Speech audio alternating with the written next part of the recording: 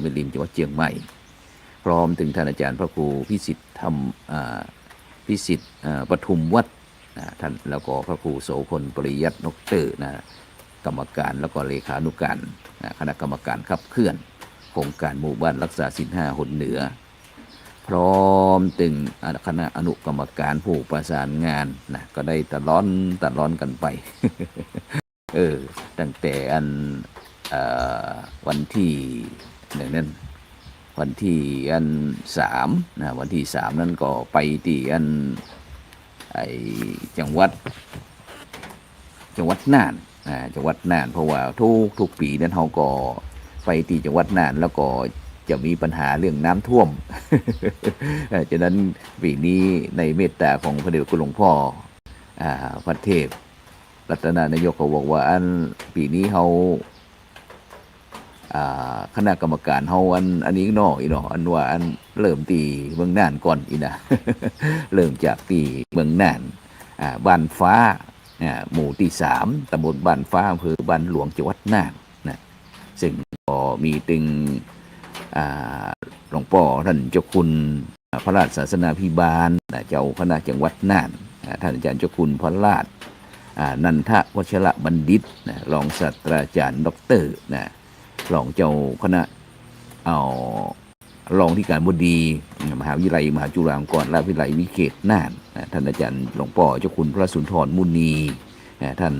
พระครูสิรินันทวิทย์รองเจ้าคณะจังหวัดน่าน2 รูปพร้อมถึงท่านอาจารย์พระครูประหลัดเพชรทิปัญโยคณะอำเภอบ้านหลวงแล้วก็ท่านอธิการสิทธิพรสิริสิทธวัลโลเจ้าอาวาสวัดฟ้าสวรรค์พร้อมถึงตั้งฝ่ายบ้านเมืองก็มีนางสาวนัทยา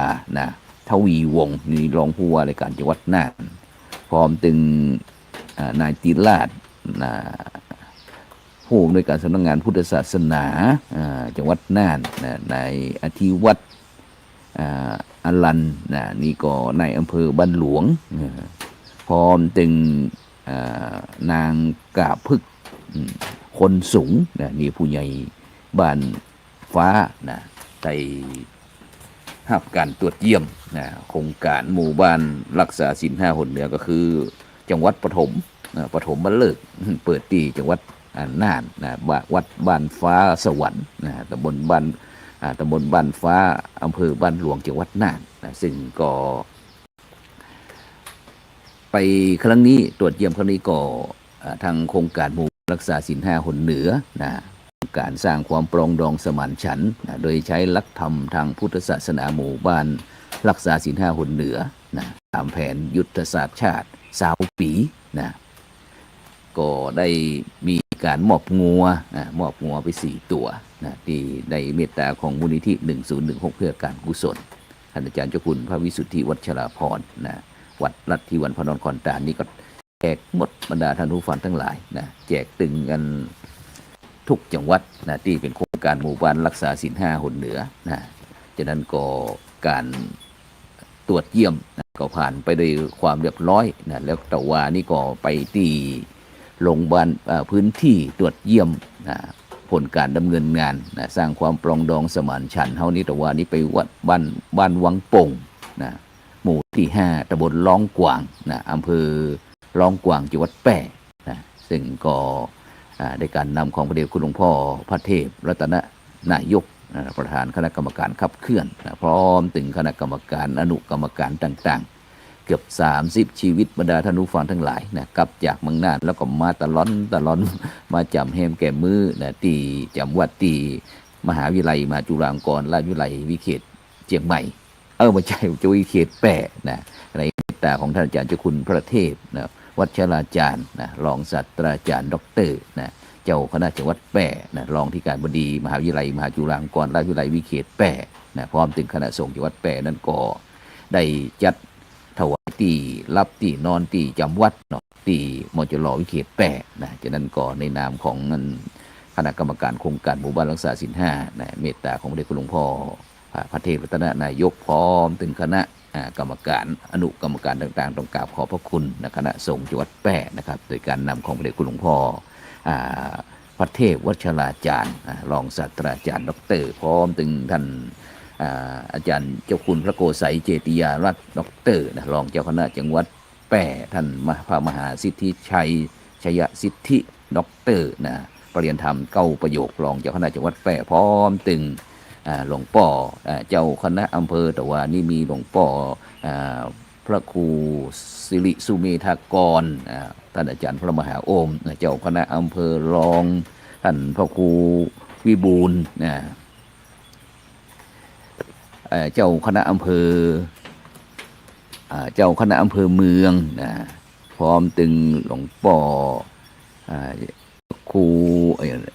พระครูวิจิตรธรรมสาธกนี่ประธานฝ่ายเผยแผ่คณะสงฆ์จังหวัดแปร่พระครูสิริวิทิตธรรมวิมลท่านอาจารย์พระครูสิริวรรณรัตน์เจ้าคณะอำเภอ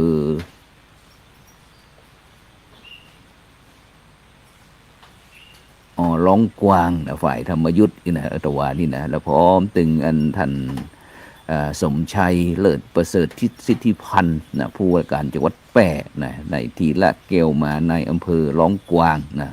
พันตำรวจเอกสมชายสุขทรัพย์ผู้กำกับสถานีตำรวจอำเภอร้องกวางพร้อมตึง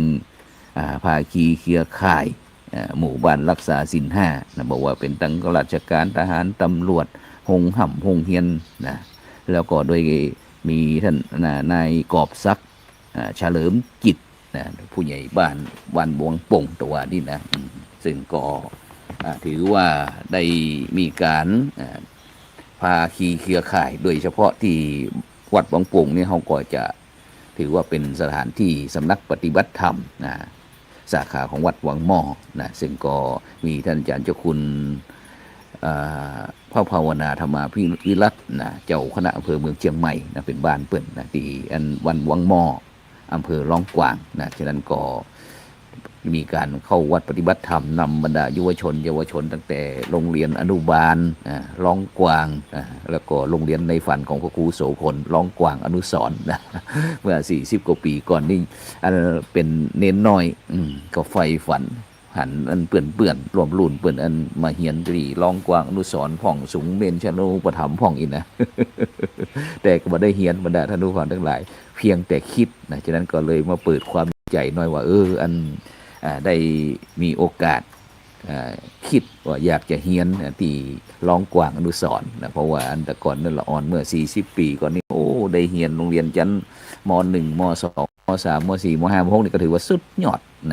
แต่ในปัจจุบันนี้บรรดาท่านผู้ฟังทั้งหลายสถานที่ศึกษาเปิดการศึกษาโลกกว้างขึ้นแต่คนปัจจุบันนี้ก็บ่ใครเฮียนชอบทำงาน แต่ทำงานนี่มันมี2 ด้านบรรดาท่านผู้ฟังทั้งหลายตึงงานที่ด้านที่บวกด้านที่ลบฉะนั้นก็ในยุค 5G เนี่ยถ้าบุคคลใดท่านใดที่ห้ามเฮียนแล้วบ่มีความรู้แต่บ่กู้คุณธรรมเนี่ยมันก็จะเกิดปัญหาขึ้นมาอย่างนักหนาป้าป้านโดยเฉพาะในปัจจุบันนี้ปัดทอกสังคมไทยเขาก็เรียกร้องคือกลับมาใจเรื่องโทษประหารเพราะว่าคนในปัจจุบันนี้บ่กลัวเรื่องบาปเนี่ยอย่างไปแล้วบ่เคยนึกถึงหัวจิตหัวใจของคนอื่นมีแต่จะมีการทำลายล้างผลาญกันแต่ถึงเวลาตัวเองที่จะรับผลที่ตัวเองได้ทำบอกกับเรียกร้องบอกว่าเนี่ยมันรุนแรงเกินไปฉะนั้นอย่างนี้คนเฮามันผิดพลาดได้เนี่ยคนเฮานี่มันเสียตรงนี้แหละบรรดาท่านผู้ฟังทั้งหลายที่มีความรู้แต่ไม่คู่คุณธรรมไม่ว่าจะเป็นเรื่องสิทธิมนุษยชนอะไรต่างๆเนี่ยคุณเรียกร้องได้แต่เราต้องคิดกันถึงหัวอกหัวอกเราถ้าไฟบ่ตกใส่มือไผบ่ใส่ตัวไผนี่มันตึงบ่ฮู้ฉะนั้นเมื่อการสูญเสียเกิดขึ้นเนี่ยครอบครัวผู้ที่ได้รับผลกระทบเนี่ยจำเป็นฉะนั้นหมู่นักสิทธิมนุษยชนนี่ปิดปากไว้เด้อปิดปากบ่ได้ก็ช่วยหาพลาสเตอร์ก็ได้พลาสเตอร์มาปิดไว้เพราะว่ามันถ้าสังคมเขาเนี่ยถ้าปล่อยปะละเลยตามจิตตามใจกันตนเองเนี่ยมันมีปัญหาแน่นอนเพราะจิตใจคนเฮานี่มันไร้การควบคุมแล้วเนี่ยโอ้โหมันเป็นเรื่องใหญ่เพราะในทางพุทธศาสนาของเฮานั้นบอกว่า จิตเป็นใหญ่จิตเป็นนายจิตเป็นประธาน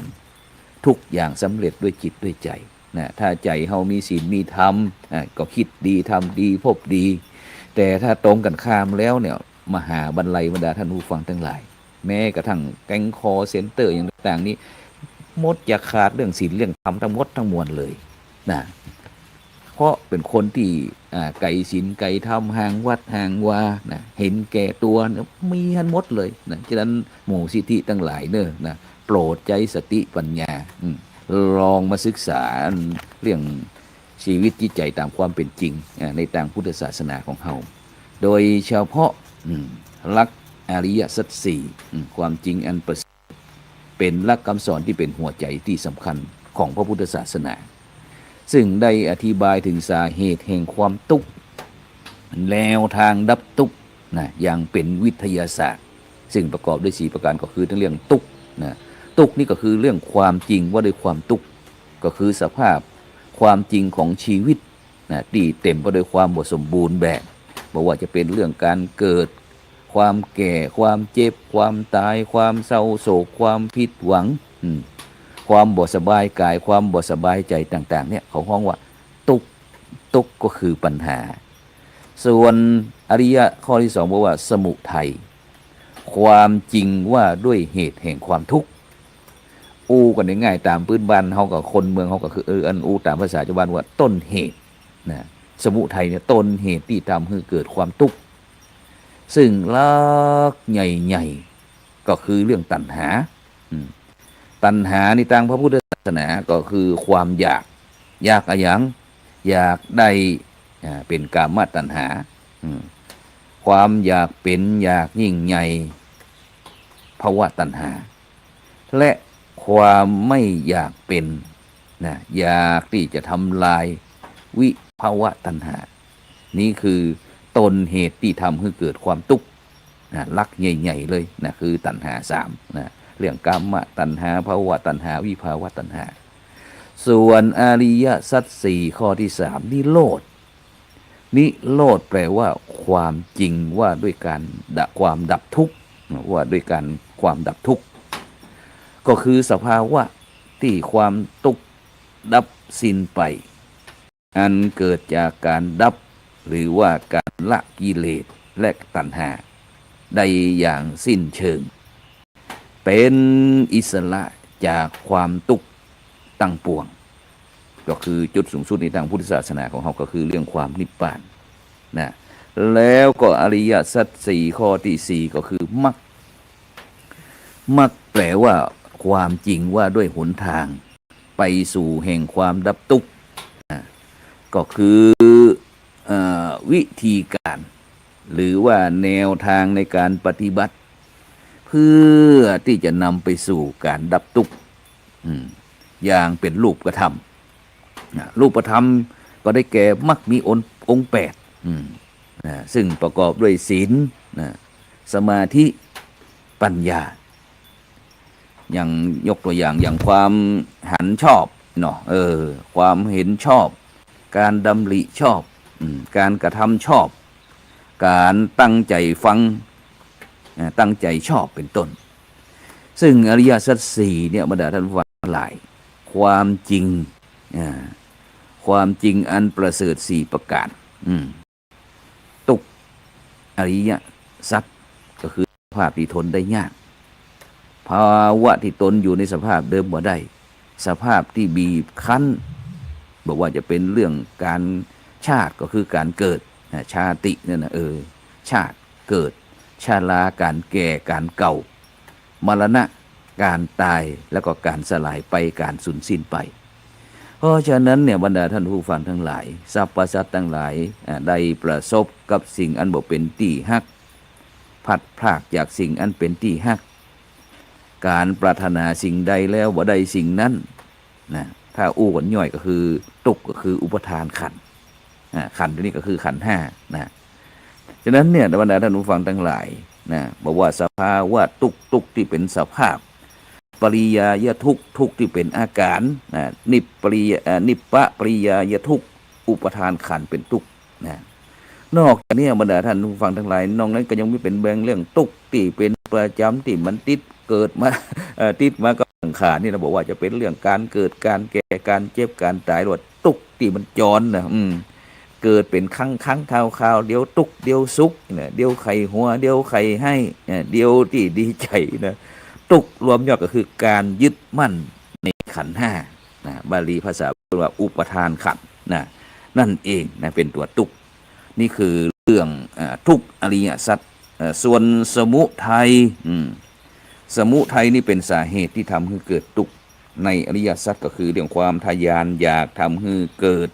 ความทุกข์นะให้มีการเกิดความทุกข์อริยสัจไปกับความกำนัดด้วยอำนาจความเพลิดเพลินหลงในอารมณ์บอกว่าจะเป็นเรื่องตัณหาสามที่กินนะครับบรรดาท่านผู้ฟังทั้งหลายก็คือกามตัณหาอยากในกามคุณอารมณ์ดีน่าปรารถนามันสวยมันงามมันหล่อทีนี้เป็นต้นนอกจากนั้นก็ภวตัณหาความอยากเป็นอยากคงอยู่ตลอดไปนะแล้วก็วิภาตัณหาความอยากในความบ่มีภพบ่อยากเป็นอยากฮือสิ้นสุดนะแล้วก็นิโรธนิโรธนี่ก็อันคือความดับทุกข์อริยสัจสี่สภาวะที่ตัณหาดับสิ้นโดยไม่เหลืออันได้แก่นิพพานนิพพานังปรมังสุขังนั่นนะก็คือเรื่องสการสละก็คือจาคะการวางก็คือปฏินิสัตคะการปล่อยก็คือมุตติก็ความสุดท้ายก็คือความไม่ผัวพันอนาลโยในตัณหานี่คือเกี่ยวกับนิโรธแล้วก็สุดท้ายก็คือมรรคหนทางที่จะนำไปสู่นิโรธความดับทุกข์ในอริยสัจสี่เป็นห้องว่าอริยมรรคมีองค์8ก็คือสัมมาทิฏฐิความหันชอบสัมมาสังกัมปะความดำริชอบสัมมาวาจาเจรจาชอบสัมมากัมมันตะสัมมากัมมันตะคือการทำงานชอบประกอบแล้วก็สัมมาชีวะการเลี้ยงชีวิตชอบแล้วก็สัมมาวายามะความพยายามชอบสัมมาสติความระลึกได้ระลึกชอบสัมมาสมาธิความตั้งมั่นใจมั่นชอบถ้าเราแบ่งมรรคนี่ก็คือสัมมาทิฏฐิสัมมาสังกัปปะนี่ก็เป็นเรื่องปัญญาสัมมาวาจาสัมมากัมมันตะสัมมาอาชีวะนี่ก็เป็นเรื่องศีลนะส่วนสัมมาวายามะสัมมาสติสัมมาสมาธิเป็นห้องว่าสมาธิฉะนั้นเรื่องศีลสมาธิปัญญาฉะนั้นบรรดาท่านผู้ฟังทั้งหลายได้มีโอกาสได้ลงตรวจเยี่ยมโครงการหมู่บ้านรักษาศีล5แล้วปัดเท่าถือว่าสุดยอดสุดยอดที่เฮาท่านทั้งหลายได้มีโอกาสที่อันมาพบเจอกันฉะนั้นก็ต้องขอบคุณอนุโมทนาที่ตั้งพระเดชพระคุณหลวงพ่อเจ้าพระคุณสมเด็จพระมหาราชมงคลมหาราชมังคลาจารย์อดีตผู้ปฏิบัติหน้าที่สมเด็จพระสังฆราชวัดปากน้ำที่ได้วางโครงการอันเป็นมรรคเป็นผลคือกับพี่น้องพุทธศาสนิกชนจนมาในปัจจุบันนี้พระเดชพระคุณหลวงพ่อเจ้าพระคุณสมเด็จพระมหาราชมงคลมุนีประธานอำนวยการประธานโครงการก็ได้คือคณะกรรมการแต่ละหนนั้นบอกว่าจะเป็นหนเหนือหนใต้หนกลางหนตะวันออกตั้ง4หนเนี่ยง่าย4ภาคได้ลงนำหลักศีลหลักธรรมในทางพุทธศาสนาเนี่ยไปคือพี่น้องประชาชนได้นำไปประยุกต์ใช้ในการดำเนินชีวิตคือเกิดสันติสุขอย่างแท้จริงเพราะฉะนั้นบรรดาท่านผู้ฟังทั้งหลายก็เลยวันนี้ก็เลยมาออกอากาศที่ข้างฝั่งของที่วัดพระธาตุผาเงาอำเภอเจียงแสนจังหวัดเจียงไฮ้ซึ่งก็ว่าจะมาพออันสกายวอล์กสักหน่อยหนึ่ง ตอนฝนตกหมอกน้ำโขงนี่บ่ฝั่งพี่น้องต่างประเทศลาวก็บ่สปปลาวก็บริหารเพราะว่าอันฝนตกแล้วก็หมอกไอควันดินควันน้ำอย่างต่างๆนี่นะไอดินไอน้ำต่างๆก็ขึ้นมากระทำให้คุมมืดคึ้มไปด้วยบรรยากาศที่เงียบสงบฉะนั้นก็ต้องกราบขอบพระคุณพระเดชคุณหลวงพ่อพระราชวชิรคันนีที่เมตตาตั้งกองงานเลขาคณะกรรมการโครงการหมู่บ้านรักษาศีล5ซึ่งอันได้เดินทางมาล่วงหน้าเพื่อที่ จะประหยัดการน้ำมูกน้ำมันน้อยนะเพราะว่าน้ำมูกน้ำมันแปลงเขาเฮ้ยนะการดำเนินชีวิตการดำรงชีวิตนี่รู้สึกว่านะก็บอกว่าพี่น้องประชาชนคนไทยเขาจะเป็นจะได้นะแต่จะได้ก็ต้องใจนะความขันติความอดทนอดกันในการดำเนินชีวิตการดำเนินชีวิตก็คือมีสตินะสติมาปัญญาจะเกิดสติเตลิดก็จะเกิดปัญหานะฉะนั้นก็ต้องขอบคุณอนุโมทนาแล้วก็วันพรุ่งนี้เป็นวันพระนะเป็นวันธรรมสวรรค์วันแห่งการฟังธรรมนะพรุ่งนี้ก็ยุดวันหนึ่งนะวันฮือนี้ก็จะเปิ้นไปตรวจที่อันอย่างก็บ้านหลวงอำเภอขุนตาลขุนตาลของเชียงรายนี่นะวันฮือนะเสร็จแล้วก็จะไปที่อำเภอปงนะอำเภอปงก็บ่ได้นะที่พะเยานะต้องเอาออกเสียงเมืองว่าปงอำเภอปงแต่เขียนว่าปงปอปางองูปงแต่เวลาพี่น้องคนน้องอำเภอปงจังหวัดพะเยานี่นะ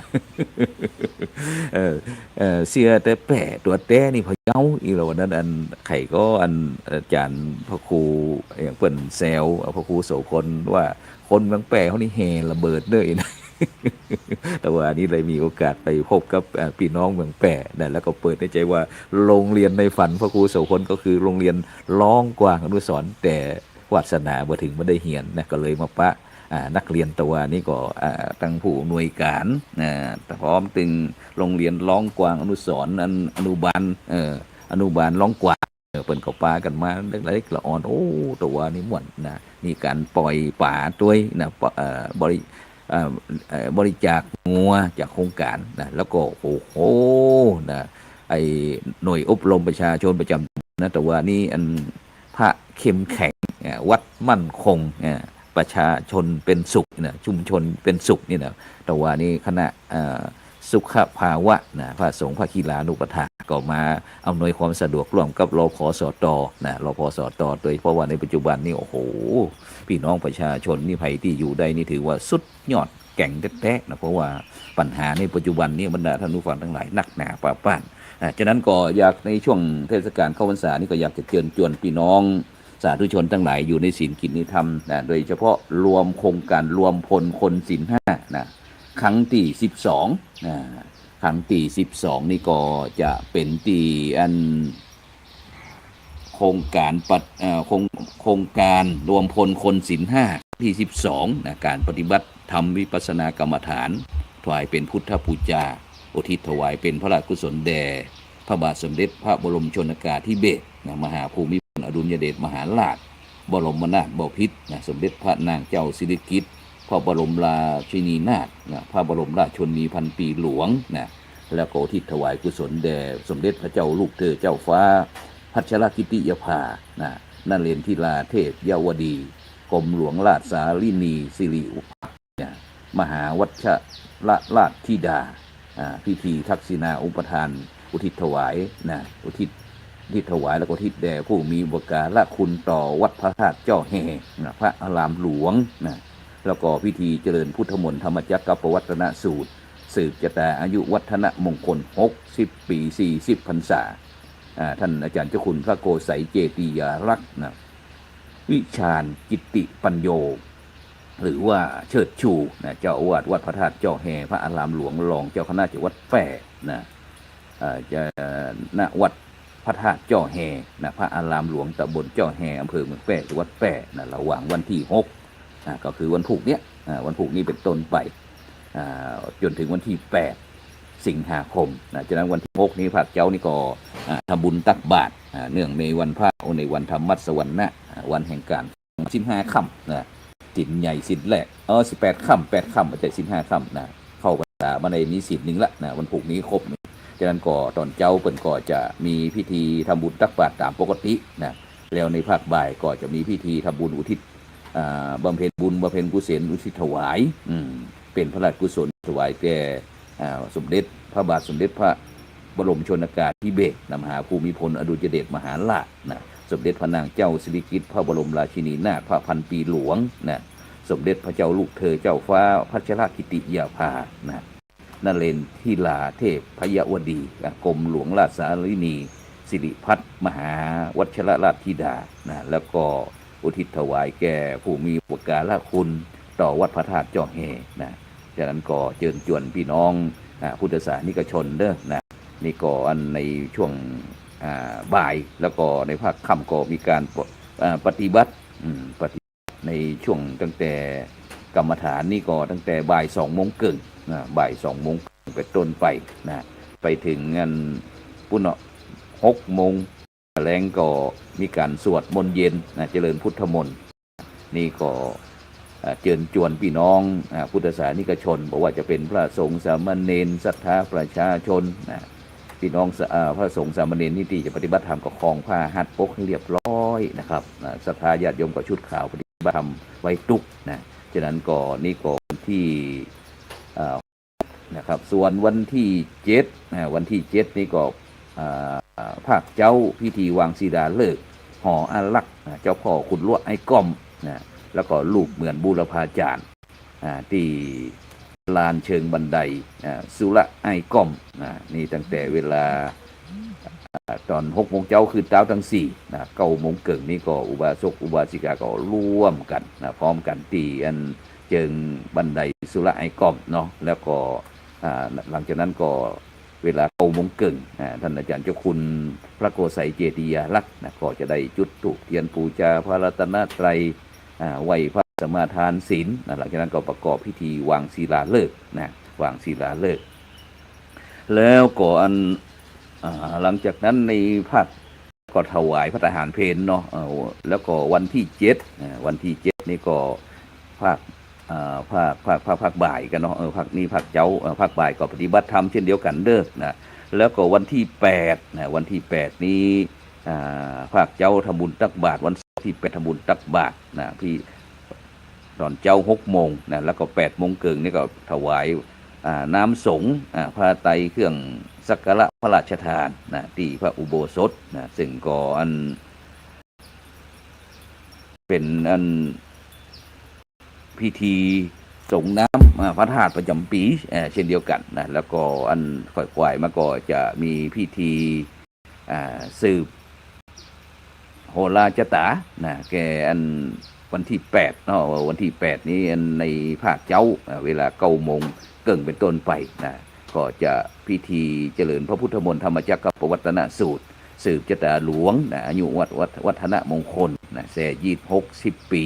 40 พรรษาของท่านอาจารย์เจ้าคุณพระโกไสยเจติยาลักษณ์เจ้าอาวาสวัดพระธาตุเจาะแห่พระอารามหลวงรองเจ้าคณะจังหวัดเชียงใหม่คณะกรรมการโครงการหมู่บ้านรักษาศีล5ของเฮาฉะนั้นก็ในภาคเจ้าของวันที่8ตั้งพระครูโสพลประหยัดนี่ก็จะไปร่วมแสดงถวายมุทิตาจิตแก่ท่านพระเดชคุณอาจารย์เจ้าคุณพระโกไสยเจติยาลักษณ์ด็อกเตอร์เฮานี่ตัวแล้วก็ในภาคแล้วก็ถวายพระทหารเพลสืบชะตาแล้วก็พระสงฆ์อนุโมทนาเรียบร้อยแล้วเวลาภาคบ่ายนี้ก็จะมีการนั้นมอบทุนการศึกษาแก่พระภิกษุสามเณรนิสิตนักศึกษาที่ศาลาปฏิบัติธรรมเฉลิมพระเกียรติส่วนลุกขชาติช่อแห่ตามลำดับแล้วก็ในช่วงสุดท้ายประมาณบ่าย2 โมงท่านอาจารย์เจ้าคุณพระโกไสยเจติยาลักษณ์ก็จะได้จุดธูปเทียนกล่าวนำคำบูชาพระรัตนตรัยแล้วก็จะได้ปิดโครงการการปฏิบัติธรรมนั้นก็ต้องประชาสัมพันธ์เชิญชวนพี่น้องพุทธศาสนิกชนทั้งหลายระหว่างวันที่6วันผูกนี้เป็นต้นไปจนถึงวันที่8เรามีนัดกันที่วัดพระธาตุเจาะแห่พระอารามหลวงฉะนั้นก็ในค่ำเจ้าวันนี้ก็ออกอากาศที่โดยพระธาตุเงา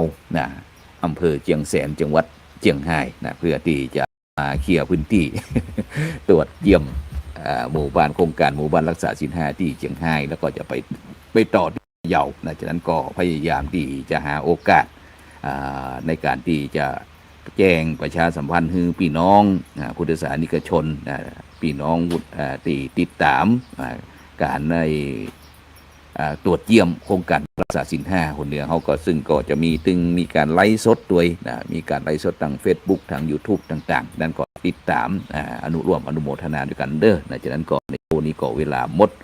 ดเวลานำรายการจากบรรดาท่านผู้ฟังไปก่อนเด้อกินข้าวง่ายกินข้าว แล้วนะอายุวันโนสุขังพลัง แล้วก็มีสตังค์หลายๆสำหรับในเจ้าวันนี้ขอกล่าวคำว่าอายุวันโนสุขังพลัง